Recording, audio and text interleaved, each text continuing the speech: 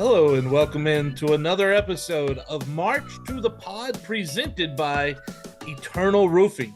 Today we're taking a look at the Cats 2024 football schedule.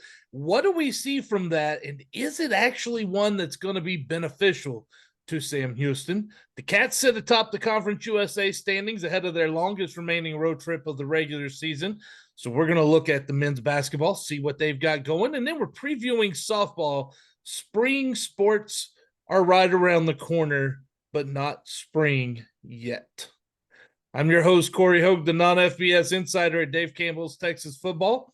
Find me on your favorite social media channels at Corey Hogue Sports. It's all one word, CORYHOGUE Sports. I'm joined by the creator and manager of Sports of SHSU, also one word. You find him on Twitter and Instagram. He's also the chief operating officer of the Cat Fund and proud Bearcat alum Ben Sorrells. Ben, I noticed today there was a school here where I live in Wichita Falls that needs some roof repair, and I wish they would have listened to the podcast or contacted me. I could have set them up with a pretty good company. Yeah, and that is Eternal Roofing, who does use those CertainTeed shingles. And yeah, if you get your roof done by them, it's going to be good to go for a long time. Unlike that school up there in good old Wichita Falls.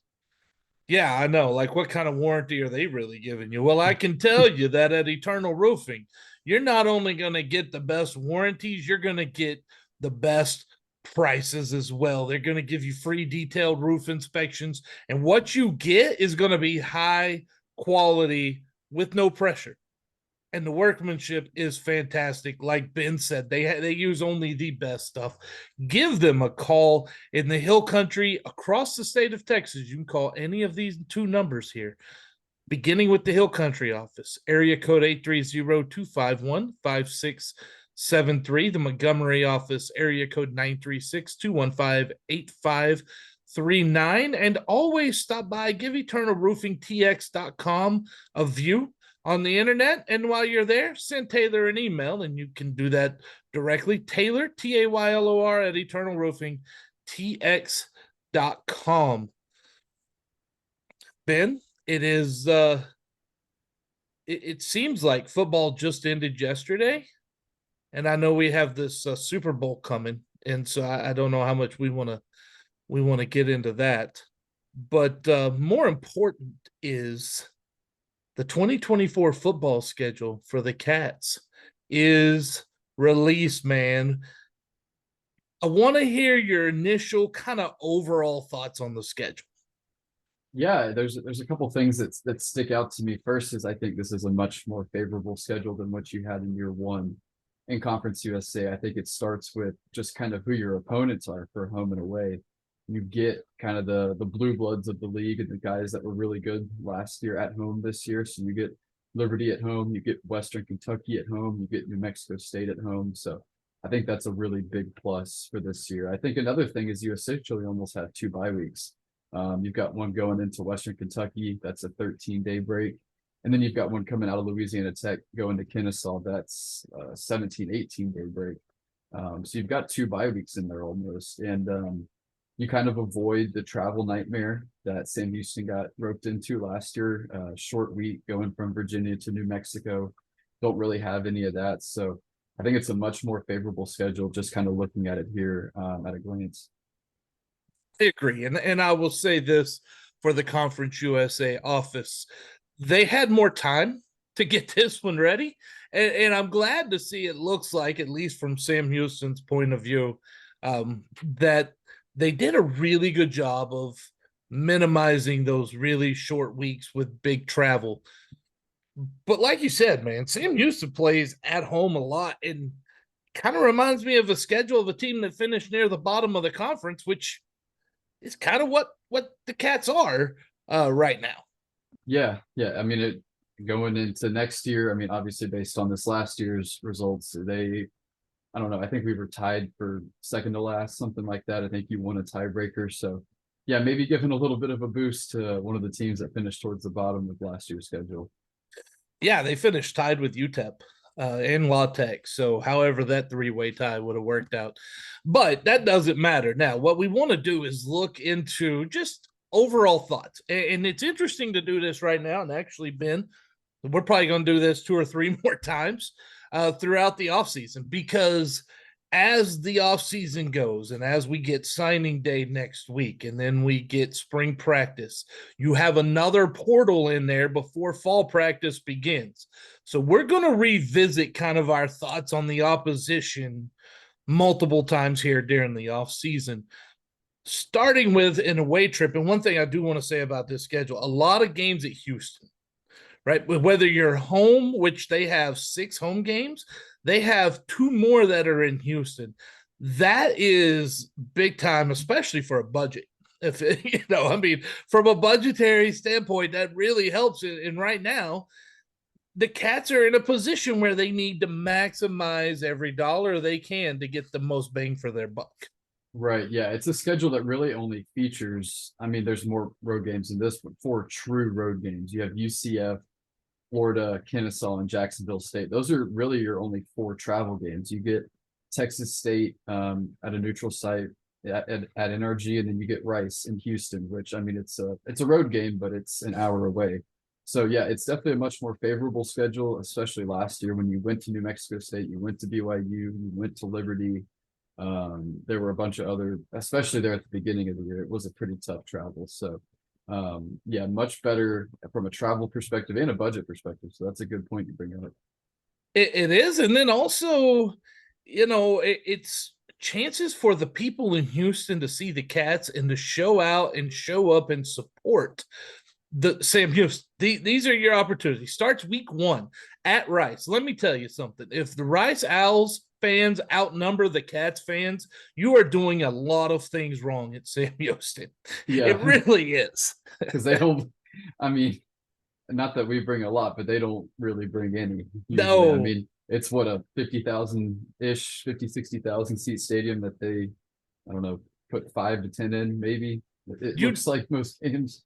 You know that hosted the Super Bowl. I know. Was it Super Bowl 8, 7? I know the Vikings played. It was one of those, right? Like that. It was a premier stadium back then, and now it's like an afterthought in downtown Houston. But honestly, when I go by it, it's still a nice place. It's kind of a shame that they don't have a crowd, but they need a smaller place. I don't think Rice needs a place that's going to hold 50, 60,000 people. Yeah, and it's like the trend in college basketball with all these new arenas popping up. I mean, Baylor in Texas, for example, going from arenas with, I don't know, 12 to 13,000 down to 7, 8,000. I mean, it's almost good to downsize sometimes. It is. It's working for them. So Rice, overall, we don't know what they have at quarterback. They don't know what they have at quarterback right now. They were a decent team last year, but it's going to be very interesting, and we're really unsure what kind of Rice team you're going to have right now. Yeah, and I mean, it's a much different start to the season than what you had last year. I mean, starting on the road at BYU. This year, you get to go start in the city of Houston. It's a road game, but against a Rice team that is not BYU. So it's a much more favorable start for the Cats this year, which I think will be big because last season with BYU, Air Force, and Houston to start the year, it was hard to get things going. So yeah, hopefully starting with Rice can get things firing a little bit earlier than they were this last season. Oh, the schedule is definitely set up for more success. Week 2, they head to Orlando to face UCF. Big 12. Look, that's not a game that I think any of us would say right now is winnable. One other thing I want to note about that, though, man, September 7th in Orlando, you talk about hot and humid. I know they're being in the Houston area, you got to be used to it, but it's not going to be any better when you get in Orlando. No, but thankfully you're prepared for it. I mean, I'd rather be where we are going out there and being prepared for it than some of these other schools. Like if you were I don't know, like a UMass kind of thing, you would not be ready for September in Orlando, Florida. In state at Central Florida, right? Like in September. Yeah, it's a very stark contrast to what's out there in Orlando. It is. And then Hawaii. Did they go back to Rainbow Warriors? I know they're still Warriors. Sometimes they go Rainbow Warriors. Sometimes they don't. Not sure how they went, but Hawaii comes to visit before they get a return trip next year from the Cats. And, I think on the outside looking in, Ben, that's kind of a toss up game right now. Yeah, I think I would lean Sam Houston just because that is a difficult travel for Hawaii. I mean, most of the time when they travel, it's to the West Coast or maybe kind of mountain time zone, add another 2 hours to their flight, which throws things off even more. I mean, that is a tough travel for Hawaii. I know they're used to tough travel, but coming out even farther east makes it a little more difficult. And first home game of the year, so it should be a good crowd for Sam Houston. I know this last year, the first home game was the highest attended at Bowers. So hopefully a good crowd. And yeah, people might want to see Hawaii. I mean, it's kind of a fun team to watch. You never know when you'll see Hawaii again. Oh yeah, no, I would if I was in the area, I would definitely be there. But almost in a way that kind of feels like it could be a must win. We'll see how it is when we get there. But you're on two road games. You're supposed to lose those. Why is this game going to be so important? Because next week you're hosting New Mexico State. You begin conference play, and it's a New Mexico State team. I mean, there's a lot of storylines now. They don't have Jerry Kill anymore, and now they have Sam Houston's defensive coordinator leading their defense. Um, really unsure what to think about that matchup at this moment. Yeah, I mean, it's one of those teams where we have no idea what they're going to look like, and maybe we'll have a better idea after spring and going into training camp. And like you said, there's some crossover between the teams with Joe Morris and now Jared Hensley going as well, being their linebacker coach. So don't know if there's any bad blood there, but could be somewhat of a rivalry. And it was a game last year, was really the only conference game where you weren't that competitive. So should be a much better showing this year. And who knows what we'll see from New Mexico State. Glad to get the Aggies in there. And that is a return trip. If every other year you have to go to New Mexico State and Liberty, that's gonna be rough. It Oh just man. it just is. You would like only one of those on the road at a time in a season. This time you get them both at home. They've got to take advantage of that there. That's the fourth week. Then they go play Texas State. This is the NRG game. The Bobcats fans will bring it. I hope Sam Houston fans bring it as well. On the field, I think right now this one's got to favor Texas State just because you have to give GJ Kinney the credit for what he's done so far. Yeah, I mean, I think everywhere else but quarterback, you probably give it to Texas State. But if Texas State doesn't figure it out at quarterback, I think things might suddenly shift to Sam Houston. And I mean, they haven't played in a decade, but it's still a rivalry game. And you never know what's going to happen in a rivalry game. Even that Sam Houston team that was coming off a national title played a SFA team that I think went 8-4, and it came down to the final play. So no matter what the two teams look like, it's a rivalry game. It's probably going to be close. And whoever wins, I think it's probably going to be by a field goal, probably. It'd be awesome to see 45, 50,000 people inside NRG for that game. And then the Cats return home on a Thursday night. Now, all the first 5 games are Saturdays. Now we get into that Conference USA. We're filling ESPN's TV slots. And honestly, I think this time, Ben, we were talking before we came on here, started recording, that the Cats, the conference, will say, did this a lot easier, a lot better. It starts with a Thursday. You go from a Saturday to a Thursday, and that's a conference game, but you're hosting at home UTEP. Still a game the Cats should win. Yeah, I think it actually might be on the road now that I'm looking at it again. That UTEP game going from Texas State to UTEP. Let me look at the schedule again and see here. UTEP, El Paso. Yeah. So it does look like that's a road game. So yeah, you've got a short week and then you travel to UTEP. Now that makes that game a little more difficult. And with that travel added in, and a new coach, right? Scotty Walden's there. We don't know what we're going to see from the Miners right now. Right. And it's a game last year that was extremely competitive. I expect it to be extremely competitive again this year. Short turnaround, pretty difficult travel going out to UTEP. So yeah, it's going to be interesting to kind of see what UTEP looks like in year one. They return home and they get a bye week before they play Western Kentucky on a Wednesday. So that is huge. That's a really good break heading, especially considering you have Western Kentucky coming in on a Wednesday to Sam Houston, and you're going to need that time to prepare. You're going to need that time to heal up, and it's kind of right in the middle of the season. It seems like at this point everything points towards that should be a really good game for Sam Houston.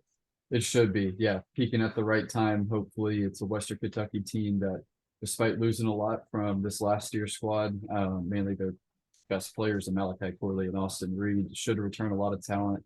They got TJ Finley in the portal, who's super talented. So it's going to be a good Western Kentucky team, and it should be a fun game. And then 6 days later, on a Tuesday, they travel to Florida International, a team that we thought they should beat last year, and we saw how that turned out. It won't be any easier to go on the road and beat FIU. No, and that's probably your hardest travel turnaround of the year. It's a short week, and you got to go on the road. Maybe the UTEP game, but yeah, it's gonna be interesting to see what it looks like at FIU, a game you should have won last year. That was one of the many heartbreakers. So hopefully you can kind of avenge that and go have a good time in Miami and pick up a win. Sam Houston returns home. La Tech, the rivalry that no one's talking about, also on a Tuesday. So they get a full week between FIU and the Lady Texters coming in to Huntsville. Yeah. Ben's laugh just threw me off. I was like, yeah, he heard what I did there. Yeah, yeah, Louisiana Tech. What was the tweet from Cat fans and you that we're their dad now because we beat them in basketball and beat them in football? I mean, that's kind of what it's looking like. Hopefully it translates into next season as well. Let's hope it goes to baseball and softball too, right? Like, got to keep it going. In the second round of men's basketball too, because it looks like they're on a collision course there at the top of the standings, but we'll get into that later. They are. That is coming up here in a little bit in the show. But before we get there, let's finish out this schedule. The last three games in this, Tuesday, October 29th, they don't play again until Saturday, November 16th. That's a whole nother bye in there, bye plus in a lot of ways. That's a really good schedule to get ready for that final stretch at Kennesaw State, at Jacksonville State. Neither of those games are going to be very easy on the road, especially Jacksonville State. I think Kennesaw State should be a win. Jacksonville State's going to be tough. That's how I look at those two right now. Very tough. Yeah, Kennesaw definitely a winnable game, a game you should win. But then back-to-back road games going to Jacksonville State with being the second of those two road games, and Jacksonville State team that looks to be pretty good again this next year. So that's one of your tougher games on the road, and probably one of your tougher games just in general this season. You better have 6 wins and be bowl eligible before your last 2 weeks of the season, because you travel to Jacksonville State and then you end the season at home against Liberty. And this is one of those, Ben, I got to give an edge to Liberty because they've had that depth for longer than Sam Houston. This point of the season, it really starts to show. I think if they played day one or if they played final day of the season, I think you got to give an edge to Liberty just because of what they did this last year. And Caden Salter entered the portal, but then came back. So he's a really big piece that makes them really good. So I expect them to be really good again this year. And yeah, it's definitely going to be a really, really tough game there to finish the season. And you better be 6-4 going into those final two, because I think if you could even get one of them, that'd be a big win. Definitely would be. You want to go in there, that you're going to need it before you get to those final two, no doubt right there. Okay, Ben, everyone we're looking at here, we got all those games. Do you see a route to 6 wins this year? I do. I think it's a much more favorable schedule. I think you're kind of used to life in Conference USA, much more favorable out of conference schedule. So I think 6 wins is probably where I have us right now. I wouldn't predict anything over that, but I think 6 wins is very attainable, because if you look at it last year, I mean, you won 3 and you could have won 7 or 8. And I think this team is a lot better and has a lot more depth going into the season. So I think 6 is where we should be. And yeah, hopefully we get there before those last 2 weeks though, because those 2 games are going to be tough. Well, I would like to point out the one person on this podcast that said 3 wins last year. That was Corey. I had us at 5-7. You had us at 3-9. So Only because I couldn't put it at 4 because that was the over/under number and I wasn't allowing a push.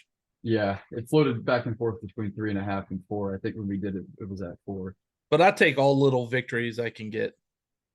I'm sure you made a lot of money betting it, right? You put all of Oh, your I was money in supposed to put money on that.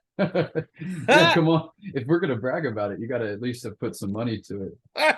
You think I put money? I don't have enough to lose that kind of cash, man. I can sit here and tell you and things will happen, and I'm like, yeah, but if I put money on that, none of that will happen. Oh yeah. Oh yeah. I don't even Exactly. do it. See, I put money into hats. That's what I in this one. If you're on the YouTube watching us today, you'll see I've got a flying squirrel head. It's very angry on the hat today. It's a flying squirrels, which is a 12, 11, 12, 13-year-old baseball team that I am an assistant coach for because God knows you do not want to let me be in charge of anything. Like this podcast, right? Look at what happened to it, right? This podcast had so many opportunities, and now we're talking about flying squirrels and all that good stuff. I know. And the last thing on the schedule I have is, the one team that we do not play in Conference USA, Corey? Oh, yeah. Middle Tennessee. I imagine that uh, is a little by design after last year. Yeah, I don't know if it's completely by design or if it's just by chance, but I think it's rather interesting that the benches clearing brawl is not going to be recreated this year. Conference will not allow that. You have to let it die down. I'm okay with that. No, I am too. I would rather play them than I would much rather play them, and maybe we could drop Liberty off the schedule, but I get why it was done. Oh, of course. I would like for that as well. But at the same time, listen, if Sam Houston's going to make ESPN, let's do it by pulling off a big win somewhere and not because we're getting in a fight with Middle Tennessee. Hey, at least we won. At least we won it. Won the game and the fight? Or, Oh, we didn't really get to see the fight. So at least won the game. Yeah, we won the game. Well, if you have complaints, please file them with the Republic of Football Network because that's the network we are a podcast on, and we are a proud member of the Republic of Football Network and an extension of Dave Campbell's Texas Football. Please like and subscribe to the podcast. Follow us on the various social media channels, including Twitter, Facebook, Instagram, Threads at March to the Pod. It's all one word, which is a theme for this show. March the number 2, the pod. And for those who are watching on the YouTube page and get to see that flying squirrel's head, that he doesn't look happy, but anyway, I still like the flying squirrels. We want to give a special shout out to you on the Dave Campbell's YouTube page. We also want to, before we head into talking about the men's basketball team at Sam Houston, we want to go ahead and give another shout out to our friends over at Eternal Roofing. And they don't just do roofs. This is where we're going to tell you about everything they're able to do. They are a roof repair and general contracting. They can paint the interior or exterior of your home or business, install your gutters, garage doors, floors, woodworking, sheetrock. They can do all of that. And we have now turned the calendar into February, Ben. That means it is time to plan. You only have 11 months for Christmas, Ben. Only 11 months. Only. Yeah, I'm counting down the days. But yeah, if you need Christmas lights and you want to plan ahead, 11 months ahead like Corey is, yeah, Eternal Roofing is the place to go. General contracting, roofing, everything in between, and also Christmas lights 11 months ahead. I feel like I need to correct you there. Like Corey should plan ahead. I'm not gonna. I'm gonna procrastinate as long as humanly possible with everything. Yeah, I mean, it's the only way to go, right? Exactly. The path to success is paved by "I'll do it tomorrow." for some people at least. Yeah, well, it worked for me so far. Anyway, back to our friends at Eternal Roofing. Give them a call. They don't procrastinate. They're going to get the work done, and they're going to get it done right and fast. In the Hill Country, call them at area code 830-251-5673. The Montgomery office, area code 936-215-8539. And you can always email Taylor, Taylor, at eternalroofingtx.com. And don't forget to visit eternalroofingtx.com and get a look at all the wonderful work that they do. Ben, the Cats are on a roll, but I'm a little bit concerned right now. Right? Let's start with the good before we go to the concern. The good is New Mexico State came in and the Aggies left with a loss. UTEP came in and the Miners left with a loss. And what that does is keeps those Cats on top of the Conference USA standings with 2 more wins that just continue to show the grit of this team in the ability to execute late in the game. Right. Yeah. 2 games that were within 1 possession at some point within the final 5 minutes. A lot of emotion with the New Mexico State game. Stayed composed. I think went on a 10-0 run there late to kind of pull away and win it. UTEP was a 1-point game with a minute and a half left. Found a way to get stops and get buckets there at the end. So this team continues to find ways to grit out some wins. And man, I was courtside there for the UTEP game, and that might have been the most physical college basketball game I've ever seen. We had a UTEP player, it looked like he might have broke his arm. We had Kean Scroggins take multiple just really hard falls. We had a play go into the stands and a fan broke his leg. I mean, it was physical, like anything I've really ever seen. And UTEP leads the country in turnovers forced, and they're going to press you 94 feet and be physical. And they definitely lived up to that. It was a really good game, but yeah, continuing to find ways to win games. Well, Joe Golding is a coach that I would coach like him. If I'm coaching a basketball team, we're pressing the entire length of the floor the entire game. We're going to be in your grill, and we're going to be talking about you and your grill. Well, we're not going to do that. We're going to be in your grill, and we're going to be saying nice things as we steal the ball from you. That's what we would do if I was the basketball coach. That's why I like watching Golding's teams play. They play with a certain toughness, but that toughness also took out a camera person.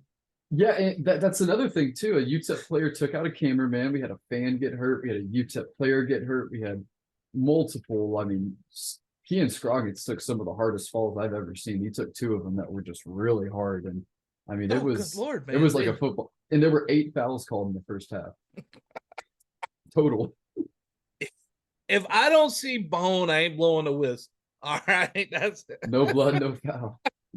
It's no bone, no foul. That game went even further than that. You're telling me that a fan broke their leg from a play that went over into the stands? Yeah, so very front row, and there's usually kind of a gate looking thing in front, but there's like a gap in between where each row is, and his leg was out kind of over because the bleachers kind of go down. They're elevated, so they go down. He had his leg kind of hanging over, the play spilled over, and the 2 players landed right on his leg. He had to be wheelchaired out at halftime. There was an ambulance, and yeah, it was crazy. That sounds wonderful. Yeah, and the cameraman getting taken out there in the final minute. I mean, it had everything you could ask for. Wow. And wins. That's what's most important. And also, I want to stop right here and I want to give the Cats fans credit. You showed up last week against New Mexico State, and it was a pretty good crowd again that returned for the UTEP game. That energy has got to keep growing and building and bringing more people, because that place, Johnson Coliseum, in those last 2 games, from the TV perspective, was fun. I can only imagine it was even more fun when you were there, outside of, the ambulances and stuff.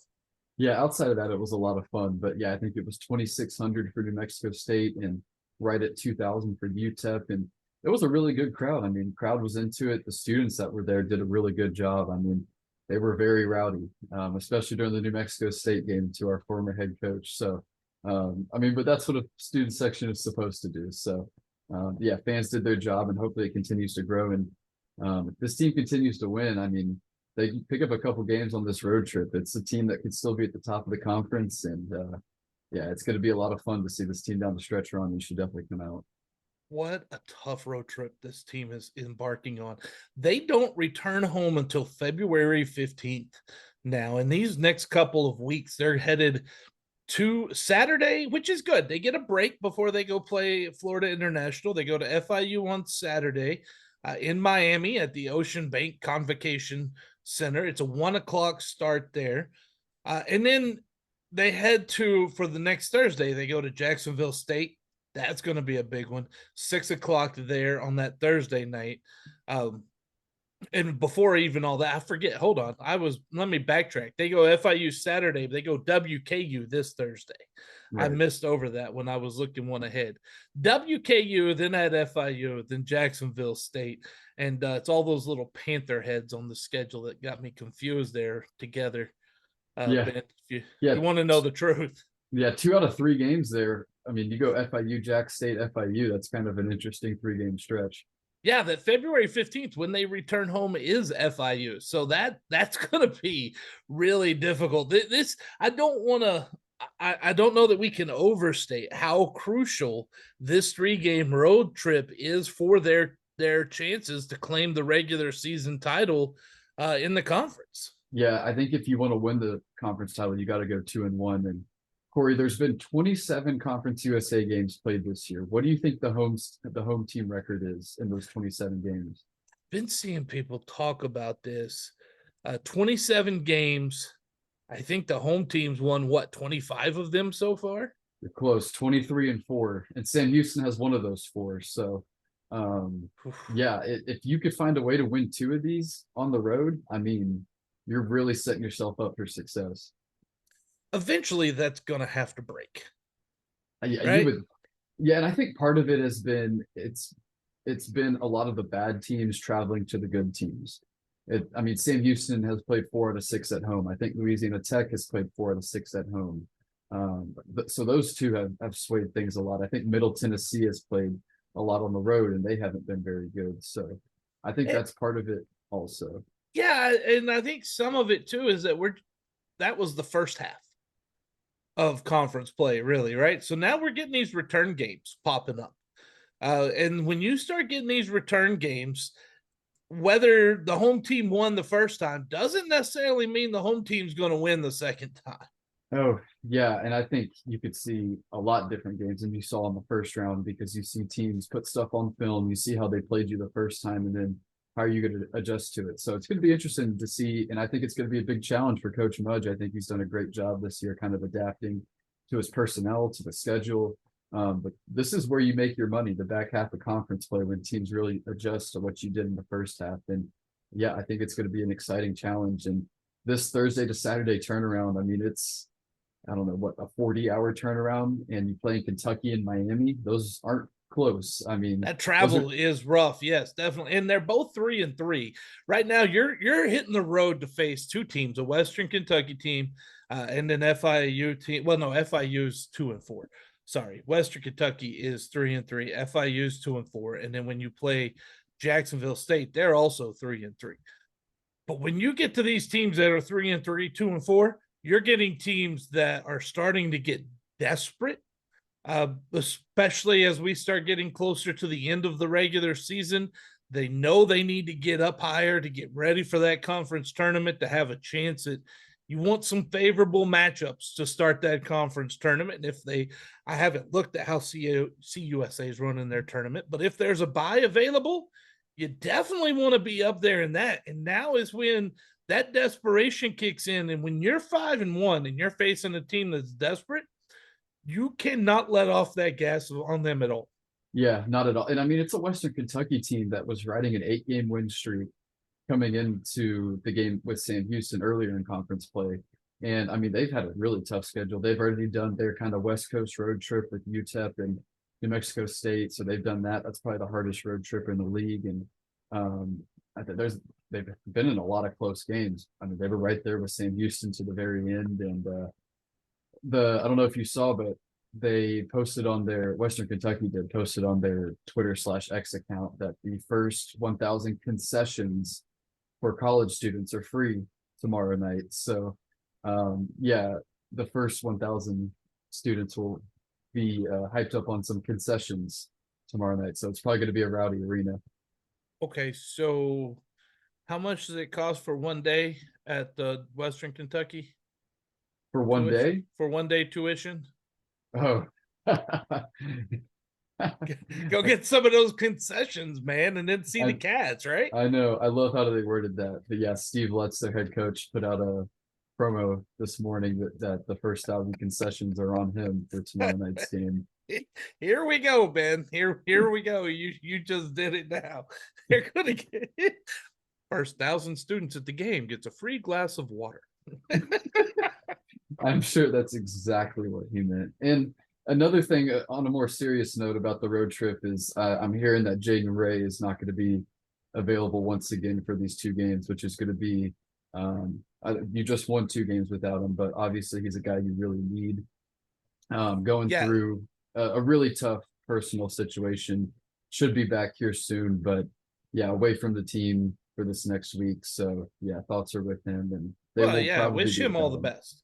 We want to wish him all the best. And also, it is a very significant loss. When you head on the road, Jaden Ray's your guy that does your point guard for you. He's the guy that handles your ball. He's going to facilitate your offense. You can get by without that at home when you've got the friendly environment.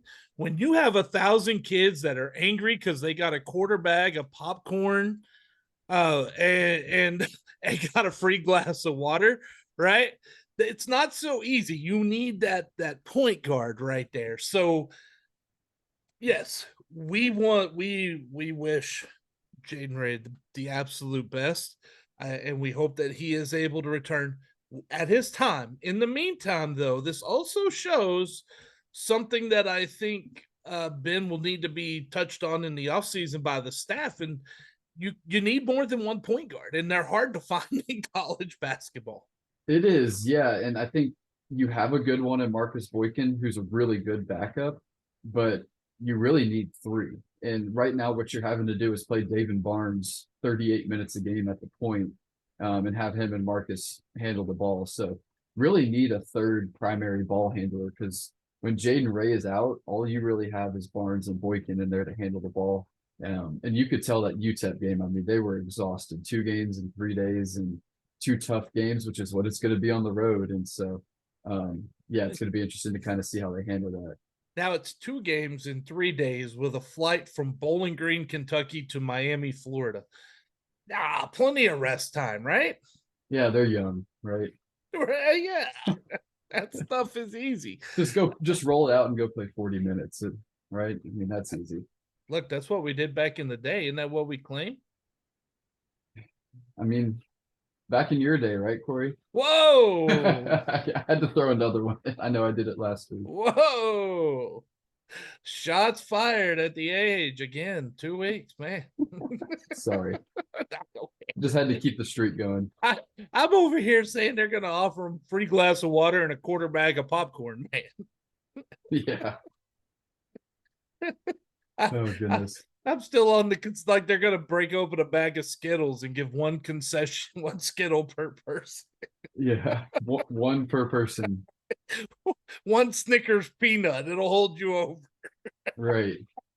Those are the concessions I'm sure they're handing out. You know, I can see these hungry students going up there going, I'm here for my free concessions. And they're like, here, it's a peanut butter jelly sandwich.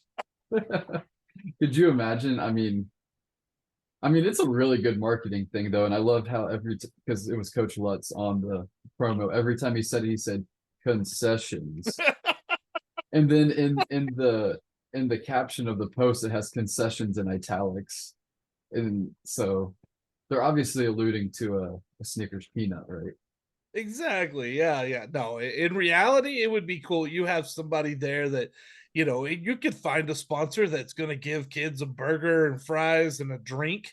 You're going to get kids to a place. And I'm hoping it's that. But if it's not, you're gonna have to pick me up off the floor from laughing because it's gonna be hilarious, man. I know. Yeah, and I mean a little bit of a different free concession, but last year Coach Hooten bought everyone hot dogs. Ooh, It hey, was, it was I mean, so and people showed up. I think it helps. So I think yeah. any sort of concessions will help.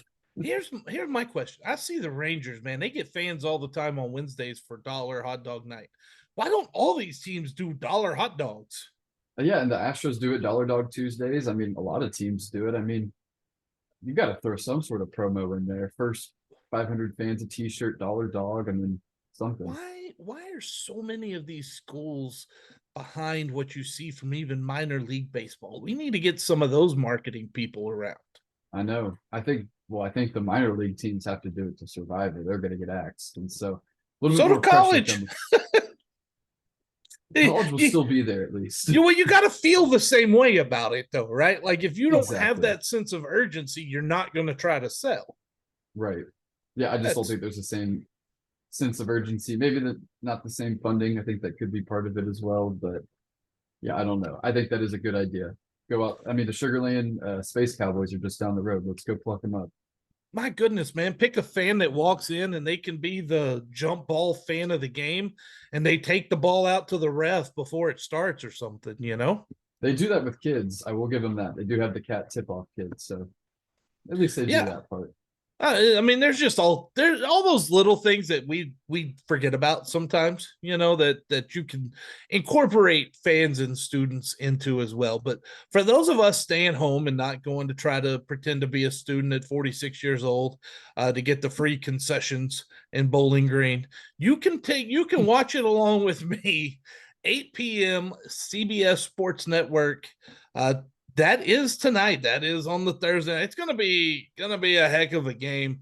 That's the one of the three that's if they can pull that one out, I would probably be most impressed with. Yeah, and if they pull that one out, I mean, why can't you go win the conference at that point? I mean, you've shown you can do it, and yeah, it's going to be tough. And going back to the Jaden Ray being out, I saw another stat that UTEP has the quickest pace of play in the entire country, and I saw that firsthand a couple weeks ago. They like to run up and down. They have the most possessions out of any game or out of any team per game in the country. So, going to be a fun one. Yeah, tonight 8 p.m. on CBS Sports. Yeah, it is going to be a good one to watch. Uh, and I think it's important that we pause right here and give people an update on the Cat Fund. And I saw some posts this weekend. The Cat Fund had a little meet and greet out at Johnson Coliseum. Yeah, we had about 10 or 15 of our members there in the suite at Johnson Coliseum before the game. Had hot dogs, hamburgers, cookies, popcorn, drinks, and everything in between. For our members, we also had a couple football players and golf athletes there as well. So it was a really good time to get to meet some people and hang out, have some good food, and then watch the basketball games. So yeah, definitely one of the perks of being a Cat Fund member. Getting some free food, get to meet some athletes, hang out with some athletes before the game, and hopefully we can do more of it here soon as well. Surely that cost everyone what you had to be the $100 a month person for that. It was anybody as long as What? you were, yeah, $10 a month. You're invited. Whoa. Well, so everyone, even the ones that give $10 could go get some of that free food and meet everybody. Exactly. Yeah, it was open to everyone, every There single you person. go. $10 a month. And you can get benefits like that for just $10 a month. Cat hyphen fund.com, right? Or org. That nope, calm. It's a .com. Okay. Cat Yep. hyphen fund.com. Yep. That's where you go to. You can sign up there for as little as $10 a month. And I think it's also important here, Ben, that we also let them know 100% of the money goes right to the students and to all of that. And also that this is made for those donors that can give the $10 a month. This isn't for the ones that are writing those big fat bonus checks to get you put on TV, you know? Yeah, definitely for just anybody. I mean, low, middle, high, whatever you might be, we want to get you in the door, and all the money goes back to the athletes, like you said. And yeah, just did our next installment of basketball deals these last couple of days, and so that's been good. Baseball is getting rolling here. We're working on that right now. So yeah, definitely a lot of good things, and we've got some extra signed footballs and basketballs, so might be doing a giveaway or something, or maybe if you sign up at a certain level, you get a signed basketball or football. So definitely be on the lookout for what's coming up. Definitely cat-fund.com. And because we are such fans of Sam Houston here, we also are real big fans of Taylor Andrus and his crew at Eternal Roofing. Taylor is also a Sam Houston alum and a very proud Sam Houston alum. And that is why we're proud to partner with him in this endeavor.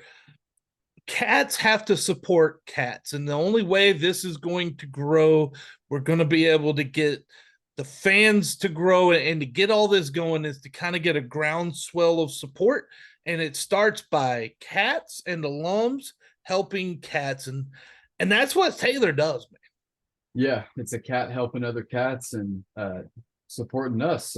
I mean, I'm a cat, you're an honorary cat, so cat supporting cats, and we want to support him as well. And you can support a Bearcat by going, you want to drop the website and the phone numbers one more time? Oh, you Eternal know I'm Roofing gonna. TX. Oh yeah. You know I'm gonna. But first, man, I got a little tear on that. I missed the ceremony. I didn't know I was honorary cat. Yeah, I think you're officially into the Ring of Honor. Well, slow down on that one, right? Let's not go there. But anyway, back to our friends over at Eternal Roofing. And I want to tell you something more about them beyond just being a Sam Houston alum. They're also specialists in commercial roofing. If you own a business, they're the people to call. They'll accommodate any of your equipment. Even if you've got an HVAC system, they're going to work around it, giving minimal disruption to your operations while they install or repair the roof. Definitely give them a call, and not just a call, but go to eternalroofingtx.com. They have a gallery there. You can see the work they've done. It is tremendous. While you're there, you can shoot Taylor an email, TAYLOR at eternalroofingtx.com. And if you say, Corey, I don't want to go, don't make me go Safari. I'm not pulling out my phone. That's fine. You still got to pull out your phone because you got to dial the area code. For Montgomery, area code 936-215-8539. Hill Country, area code 830-251-5673. Give Eternal Roofing a call, and regardless of how you do it, you're going to need your phone, Ben. Yes, you are. I mean, we've got phones. They had phones in their day, right, Corey? Good flipping God. Now, wasn't that a point? That was a point we brought up the other week, wasn't it? I don't think so, but I watch Friends, right? I am a yes. Friends connoisseur. And in fact, to the point that my daughter has every episode of Friends and can tell you the title of every episode. And I got her into that, right? So we really watch a lot of Friends in my house. You know, if you watch it, sometimes you're like, what the heck is Ross? Remember that one where Ross had the pager? Yes. Yep. Yeah. Yeah. Look, man, Corey, I was roughly 16, 17 years old when pagers were the thing. Man, you had to have one of them. And then you had to stop, find you a quarter to call on the payphone, Ben. Yeah, I vaguely remember. I do remember those a little bit. I will give you that. Dude, if you picked up a payphone and dialed 911, they were going to show up. I hope so. Isn't that what they're there to do? They didn't show up happy, though. I'll tell you. Yeah, but as long as they show up, I mean. Good Lord, what is wrong with me, man? Squirrel.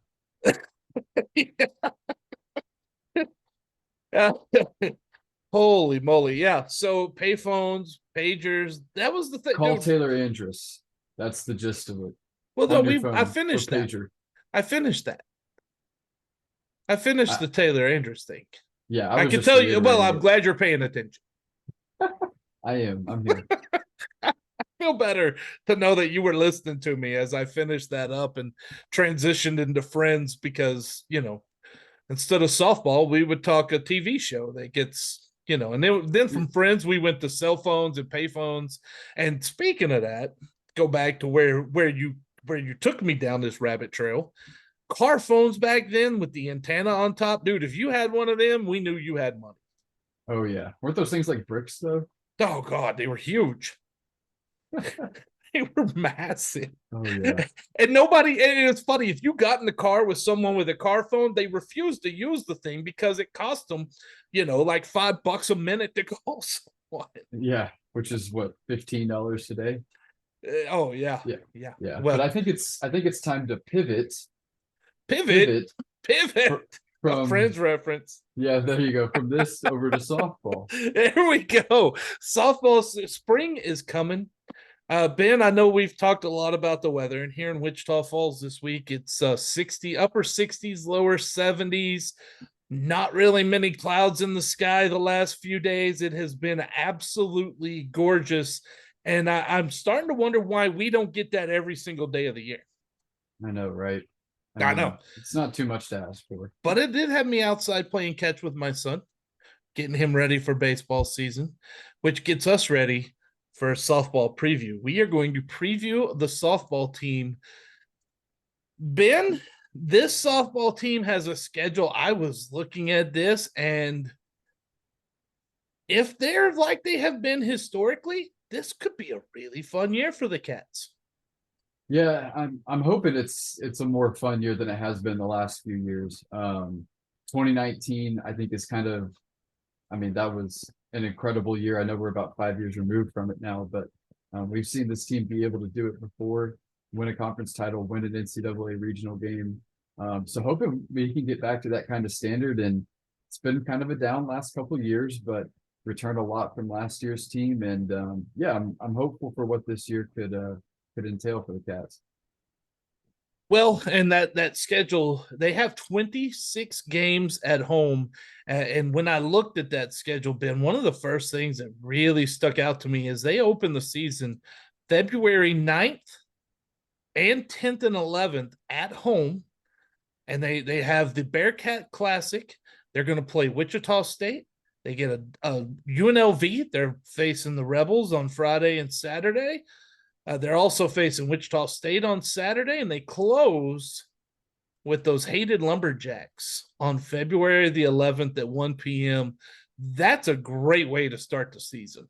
It is, and that's actually how they've started the season the last few years is with the Bearcat Classic. They've been able to get some quality teams locally, like SFA, and also from around the country to come in. So it's definitely going to be a lot of fun. You start off with, I mean, 5 games in 3 days. You hit the ground running, and we're going to get to see a lot about what this team is made of. And it's just a little over a week away, so it's here. It is. Then they go to San Marcos in Texas State for the Texas State tournament, and they'll beat the host. Then they get to play Texas Tech. That's going to be a really, really good one. We'll see where they're at there. And then a doubleheader, Northern Colorado and Tulsa. I like those. Again, that's a little bit of a tougher when you step up into Texas State and Texas Tech. But I like how they have them around some others like a Northern Colorado. Yeah, it's definitely a non-conference schedule that's going to challenge you with your A&Ms, your Techs, your SFA. SFA's got a really good team, some other big names, and it's also got some games that are going to be very winnable. I mean, Northern Colorado, Tulsa, Northwestern State, Evansville.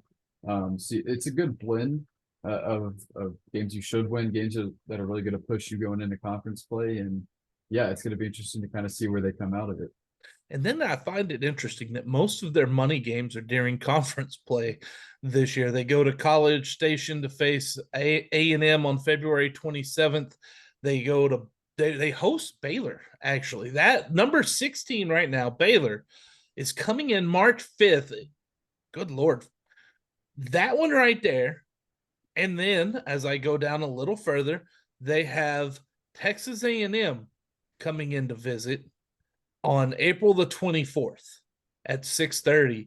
Those two games should have a ton of fans at them.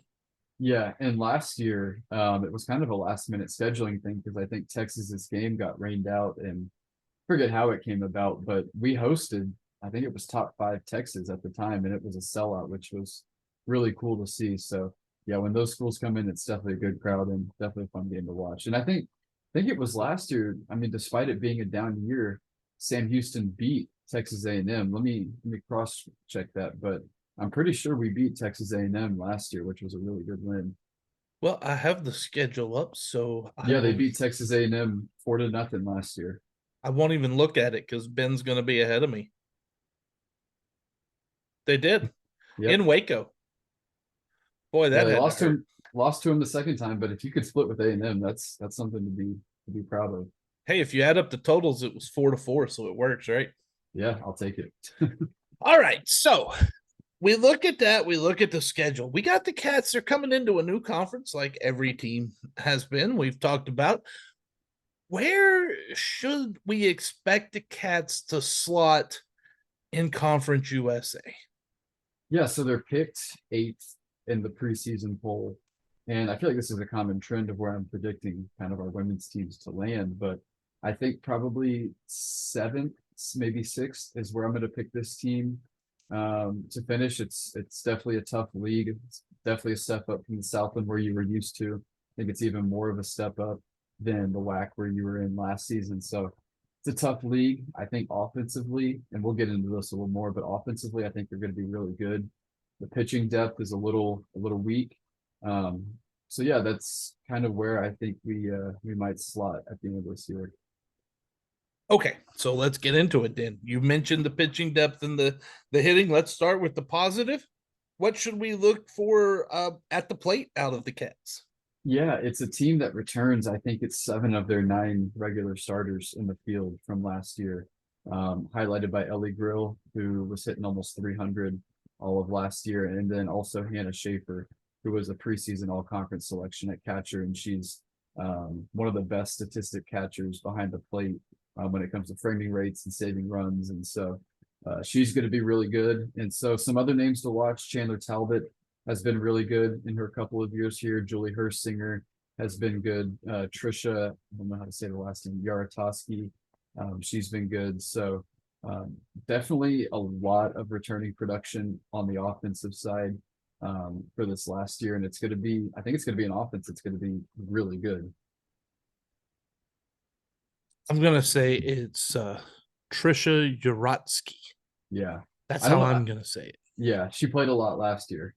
I She know. did. She did. She played a whole lot. Okay, so that's with the bats. What can we expect from them out in the field when they got the gloves on? Yeah, I think the two names you really got to look out for. The first one is Darren Graham. She had a really good year transferring in from San Jacinto College. ERA in the fours, 102 innings. I think you're going to see a lot of her this year. And then Mika Vento, she's been here a couple of years. Kind of had a down year. Last year, her first 2 seasons combined for a 4 ERA with 260 innings pitched. Last year, she took a step back, didn't do as well. So I think they're the two you're going to look at when it comes to pitchers. But outside of that, it's really 2 freshmen behind them. Don't know what you're going to get from them. So a little bit of an unknown. Well, the good thing is that when you're talking softball, I know this has kind of changed a little bit this year or over the last few years, but when I was growing up, Ben, we'll go back to an age reference. Softball pitchers like Tad Osterman, they pitched almost every single game. You don't get that as much anymore, but I still think that's a possible way to go about it. It is, and it might be, especially early on with Darren Grahams and Mika Vento. They're probably going to be the arms you rely on a lot until you see what Amy Abke and Abigail Young have, the 2 freshmen, which I have heard some good things about from some people, but you don't really know what you have until you see them out there. So, yeah, I think pitching, especially if Mika Vento can't bounce back from her struggles last year, it's going to be tough. But I think if Darren pitches the way she did last year, I think if Mika bounces back and looked like she did the first 2 years, I think the pitching could be okay, but there's just a lot of unknowns there. Uh, Look, if I'm, and I am not, again, a softball coach, but if I'm putting together a roster, you're only as good as you are in the circle. Right? You've got to be good in the circle. Well, if I'm at the University of Texas, I'm probably looking for 3 to 4 pitchers that can pitch in the circle to take, to keep some people fresh. If I'm Sam Houston or I am any lower of a division than those top power schools, I'm probably trying to find two really solid pitchers to carry me through most games, and then maybe throw in my younger ones at some other ones that we're going to have along the way too, or if a game gets out of hand. Right. And going back to your point about one pitcher carrying the team, the 2019 team that won a game in the regional at Texas, they beat Texas, was carried by Lindsey McLeod, who might be the best softball pitcher we've had at Sam Houston in our history. That year, she had 199 innings pitched with a 2 ERA and 265 strikeouts. And I think she threw 2 no-hitters that year. So you can figure it out in the circle. You're going to give your chance to win. You're going to give yourself a chance to win a lot of games. It's a lot like football, honestly. You need that quarterback, a lot like basketball. You need that point guard to be successful in softball. You have to, even more than baseball, softball, far more than baseball. You've got to have somebody who can really miss bats in the circle. Yeah, that's a good point. And let me go look at because Darren Grams is probably your opening day starter, and she's probably going to carry the bulk of the load. Let's see what she looked like last season. She had 47 strikeouts, 64 walks, and that's the opposite of what you would like to see from there. Her whip also, that's another thing. See, tell you, man, baseball, softball, here we go. The walks and hits per innings pitched. I look at that more. I don't look at earned run average, right? And I look at whip, which was at 1.6, which means you want me to put it in simple terms for you. They're giving up 1.6 runners per inning. That's a lot. And the fact that she kept her ERA at 4.7 is, I mean, sounds like she was getting out of a lot of jams. And so if she can take us, and last year was her first year pitching at this level. She had pitched at the JUCO level before, pitched at the Division I level. So hopefully she can grow. And yeah, I mean, the fact that she had a 4.7 ERA with that whip, if you can get the whip down a little bit, I mean, she could be really good for us this year. The other thing is batting average against, and you want that below 250. And I know that's going to be hard to do, but last year opponents batted 258 against Sam Houston. So if you can get the team batting average down a little bit, I think that would help a lot. Well, I don't know. I'm with you. I don't see the bottom of the conference like was predicted. I understand where that came from, but I see middle conference here. Yeah, I think it's there. And I mean, just some of the names you bring back. Ellie Grill, I mean, had 53 hits last year, 16 RBIs. Hannah Schaefer had 27 RBIs. Elia Hebel had 18. Pena had 13. Quinlan had 30. Yarotsky had 18. So, I mean, Hertzinger had 18. You're returning a lot of production there, a lot of run scorers from last season. You have a lot of people that can get on base. Ellie Grill can steal. She was 14 of 18 last year in stolen base attempts. There's a lot of people who can do a lot of things. At the end of the day, though, if you want to win a conference tournament, you're going to need the pitching.